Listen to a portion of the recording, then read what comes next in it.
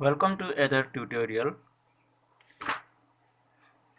यदि तपाईलाई यो भिडियो मन पर्यो भने कृपया लाइक, कमेन्ट, शेयर अनि सब्स्क्राइब गर्न नभुल्नु होला. If you like this video, please don't forget to like, comment, share and subscribe. Thank you. Other tutorial class 10 science electric current and circuit. हामी यो च्याप्टरमा यो लेसनमा आज हामी पढ्दै छौं र आज हामीले सिक्न पर्ने लेसन हामीले के सिक्दै छौं factors on which resistance of conductor depends र आज हामीले सिक्नु पर्ने जुन चाहिँ लेसन छ एउटा इलेक्ट्रिक सर्किटको जुन चाहिँ कन्डक्टर हुन्छ कन्डक्टिङ वायर हुन्छ कुन कुन कुरामाथि रेजिस्टेन्स डिपेन्ड हुन्छ कुन कुरामाथि चाहिँ रेजिस्टेन्स कुन फ्याक्टरसँग रेजिस्टेन्स चाहिँ निर्भर छ यस विषय लिएर हामी आज सिक्ने छौं आशा गर्छु तपाईले यो भिडियोलाई फर्स्ट टु लास्ट तपाईले वाच गर्नुभयो भने हेर्नुभयो भनेदेखि मात्र तपाईको आजको लेसन बुझ्नु हुनेछ र तपाईको अगाडि यहाँनिर स्किमेटिक डायग्राम अफ सर्किट मैले बनाएर राखिराखेको छु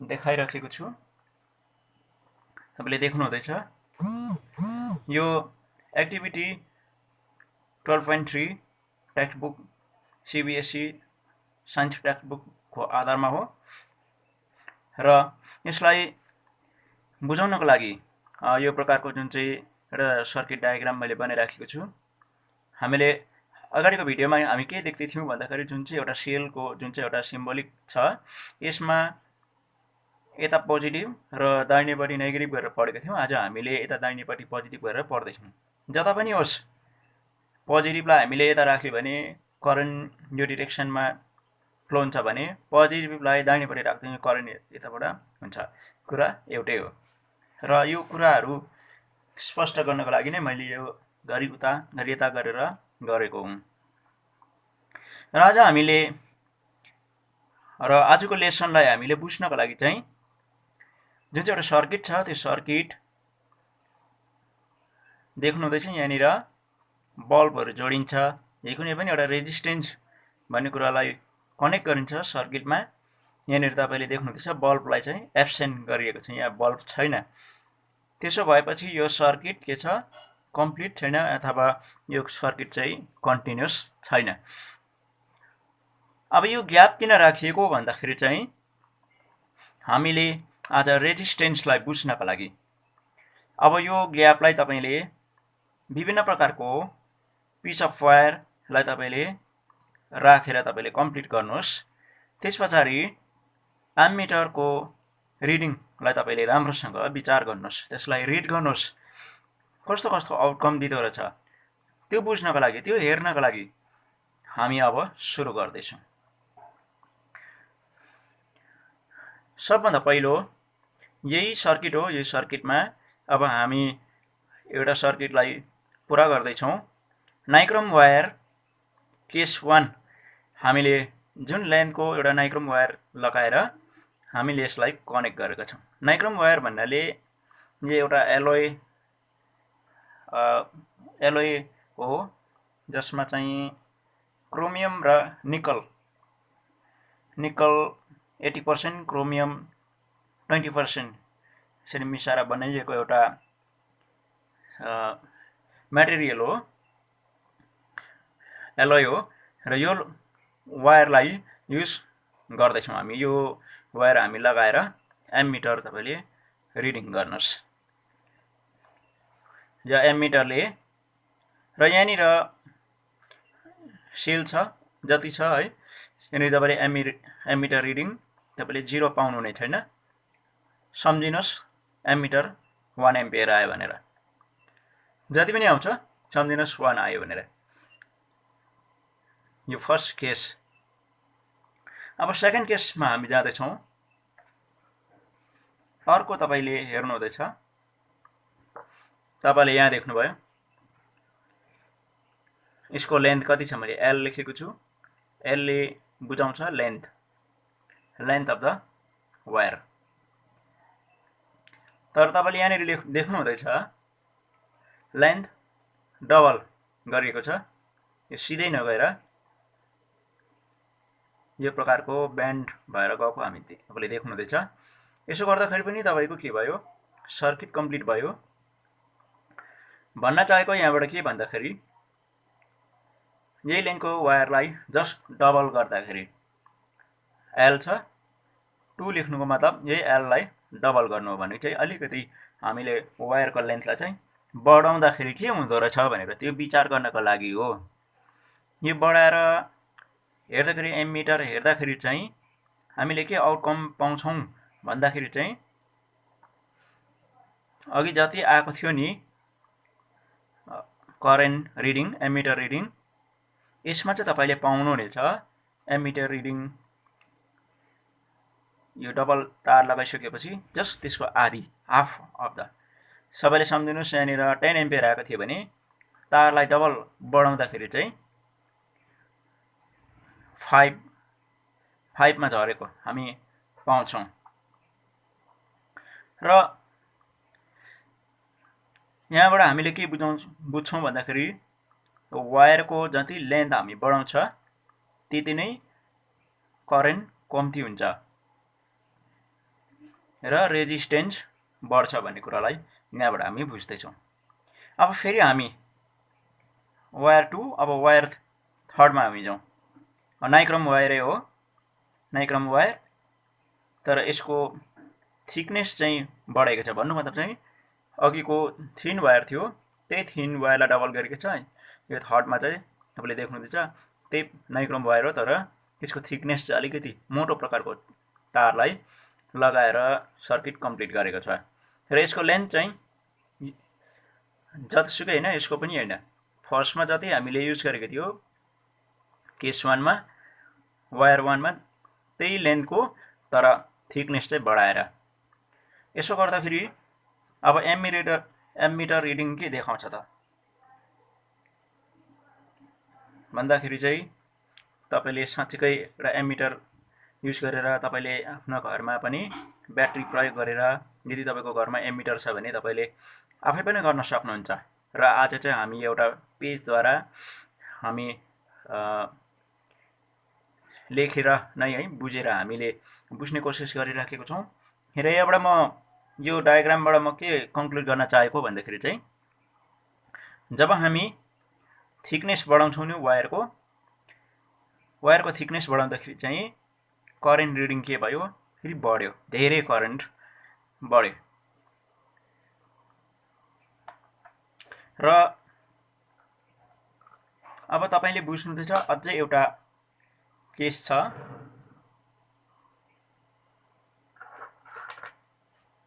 अर्को सर्किट तपाईँले हेर्नुहोस्, तपाईँले देख्नुहुँदैछ है, अर्को सर्किट तपाईँले देख्नुभयो। यहाँनिर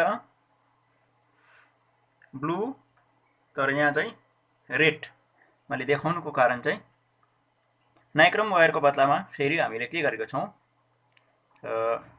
वायरको जुन चाहिँ मेटेरियल छ, मेटेरियललाई हामीले चेन्ज गरेका छौँ।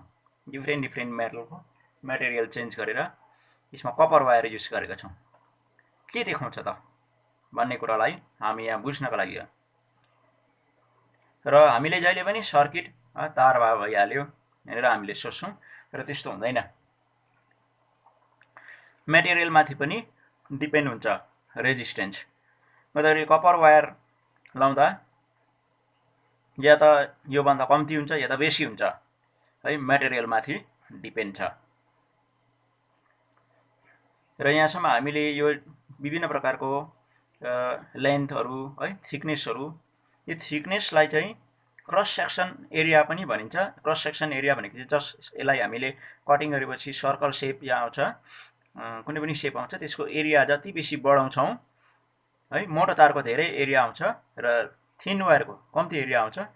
एरिया बढायौँ भने अथवा यसलाई थिकनेस बेसी भएपछि चाहिँ यसमा रेजिस्टेन्स कम्ती हुन्छ, करेन्ट बेसी हुन्छ। यो तपाईले यो एक्सपेरिमेन्टबाट बुझ्नुहोस्। र अब अलिकति अब्जर्भेसनहरू तपाईको अगाडि मैले लेखेर राखेको छु।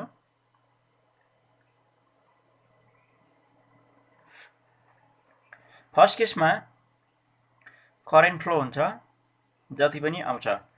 सेकेन्ड केसमा हामीले वायरको लेन्थलाई बढाएको थियौं, जस्ट डबल गरेको थियौं, डबल गर्दाखेरि जस्ट हाफ भयो।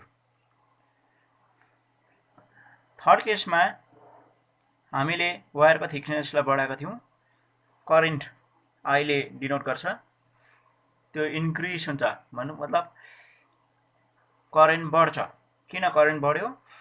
तारको जुन थिकनेस बढाएपछि रेजिस्टेन्स कम्ती भयो। तारको रेजिस्टेन्स कम्ती भएपछि करेन्ट बेसी हुन्छ, इन्क्रिज हुन्छ। त्यो कुरा बुझ्यौं। नम्बर 4 मा जति हामीले मटेरियल चेन्ज गर्छौं नि एमिटर एकर्डिङली त्यसरी नै चेन्ज हुन्छ। र यहाँबाट म कन्क्लुड गर्न चाहन्छु,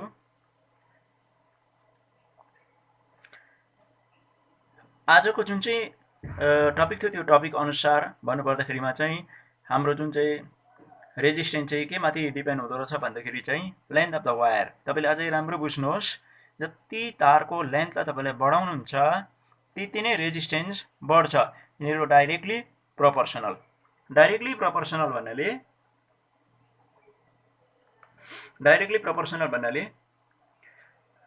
resistance equals to length of the wire हो। यो लेन्थ अफ द वायर। र तपाईले अर्को पनि हेर्नुहुन्छ, area of the cross section भनेको थिकनेस अफ द वायर भनेको हो यो। अनि इन्भर्सली प्रोपोर्सन भन्नाले यो फर्मुला जुन चाहिँ एउटा यो रिलेसन छ, यो रिलेसनलाई हेरेर पनि बुझ्न सक्नुपर्छ हामीले र सिक्नुपर्छ। यो एरिया चाहिँ न्युमेरेटरमा लेखिएको छ, यो न्युमेरेटर टु न्युमेरेटर चाहिँ डाइरेक्ट भन्छ, न्युमेरेटर टु डिनोमिनेटर चाहिँ इन्भर्स भनिन्छ। यसो हुँदाखेरि चाहिँ यसलाई हामीले डाइरेक्टली प्रोपोर्सनल भनिन्छ भने योसित चाहिँ रेजिस्टेन्स चाहिँ डाइरेक्टली इन्भर्सली प्रोपोर्सनल। यसको मतलब हो जति हामीले क्रस सेक्सन एरियालाई डिक्रिज गर्छ, सानो बनाउँछ, त्यति रेजिस्टेन्स बढ्छ। अझ यसलाई सफासँग भन्नुपर्दा रेजिस्टेन्सलाई घटाउँदा बढ्ने, बढाउँदा घट्ने, यिनीहरू दुई एकाअर्कामा जस्ट अपोजिट छ। इन्भर्स छ भनेको मतलब चाहिँ एउटालाई बढाउँदा अर्को घट्ने, अर्कोलाई घटाउँदा अर्को बढ्ने, यस्तो प्रकारको एकाअर्कामा उनीहरूको रिलेसन छ। भन्नुको मतलब चाहिँ जति पनि यहाँनिर देख्नुहुँदैछ थिकनेस बढाउँदा जति तारको थिकनेस बढायो त्यति रेजिस्टेन्स कम्ती हुन्छ भन्ने कुरालाई हामी बुझौं। मटेरियल अफ द वायर यो पनि डाइरेक्टली प्रोपोर्सनल। अघि पनि भन्दै थिए यही कुरा यहाँनिर देखाइएको छ। अब तपाईले यहाँनिर सजिलै भन्न सक्नुहुन्छ, यसरी रिडिङ गर्न सिक्नुहोस् तपाईले। Resistance is directly proportional to length of the wire and resistance is inversely proportional to the cross section area of the wire भनेर चाहिँ हामीले यसरी रिड गर्न सक्नुपर्छ। र यहीबाट नै हामी थाहा पाउँछौं, यो हेरेरै हामी थाहा पाउन सक्छौं लेन्थ र रेजिस्टेन्समा चाहिँ रेजिस्टेन्स जति बढायो बढाउनु छ, लेन्थ हामीले त्यति नै बढाउनु पर्छ। भन्नु मतलब लेन्थ जति बढ्छ रेजिस्टेन्स त्यति नै बढ्छ। रेजिस्टेन्सलाई घटाउनु हो भने हामीले के गर्न पर्यो? क्रस सेक्सन एरिया अफ कन्डक्टरलाई बढाउनु पर्यो। भन्नुको मतलब चाहिँ वायरको थिकनेसलाई बढाउनु पर्यो। जति हामीले वायरको थिकनेसलाई बढाउँछौं त्यति रेजिस्टेन्स कम्ती हुन्छ। अर्को कुरा, अब depends on material of wire भन्ने कुरा छ। मटेरियल अफ वायर भन्नाले लेन्थ माथि मात्र डिपेन्ड नभएर डिफ्रेन्ट काइन्डको मेटलहरुलाई हामीले युज गर्न सक्छौं। एक दुईवटा भन्नु पर्दाखेरि सबभन्दा गुड कन्डक्टर अफ इलेक्ट्रिसिटी के भयो? सिल्भर है। सिल्भरको वायर तपाईले युज गर्नुस्, अनि त्यसको वायरलाई पनि तपाईले जब अलिकति बढाउनुहोस् रेजिस्टेन्स बढ्दै आउँछ। अब तपाईले यसको बदलामा एल्युमिनियम लिनुहोस्, एल्युमिनियमको पनि त्यस्तै हुन्छ, यसको रेजिस्टेन्स अलिकति बेसी हुन्छ। पछाडि कपर लिनुहोस्, गोल्डहरू लिनुहोस्, त्यस पछाडि आइरनहरू लिनुहोस्। जति म्याटेरियल चेन्ज गर्यो त्यति नै रेजिस्टेन्समा पनि चेन्ज आउँछ। टेम्परेचर, अब टेम्परेचरको विषयमा चाहिँ आजको टपिकमा छैन र पनि एउटा कुरा म भनिराखौँ। जुन सर्किटमा तपाईले फर्स्ट एन्ड लास्ट भनौँ, तपाईले फर्स्ट एक्सपेरिमेन्ट अनि अलिकति केही टाइम पछाडि एउटा तपाईले अब्जर्भेसन लिनुहोस्। के हुन्छ भन्दाखेरि चाहिँ तपाईले यहाँनिर सोच्ने कुरा चाहिँ सर्किटमा तपाईले सोच्ने कुरा चाहिँ के छ भन्दाखेरि चाहिँ जब त्यो सर्किट चाहिँ हिट हुन्छ नि, टेम्परेचर राइज हुन्छ नि, बढ्छ नि, त्यति बेला पनि फेरि के हुन्छ, रेजिस्टेन्स अलिकति राइज हुन्छ, रेजिस्टेन्स बढ्छ। बढेपछि करेन्टहरू डिक्रिज हुन्छ। यसो हुँदाखेरि आज 4वटा कुरा तपाईले सिकिराख्नुहोस् आजको च्याप्टरबाट। त्यो चाहिँ के भनेदेखिलाई resistance of the conductor depends on length of the wire, अनि क्रस सेक्सन एरिया, अर्को चाहिँ मेटेरियल अफ द वायर, अनि अर्को चाहिँ temperature. Thank you so much and thanks for watching.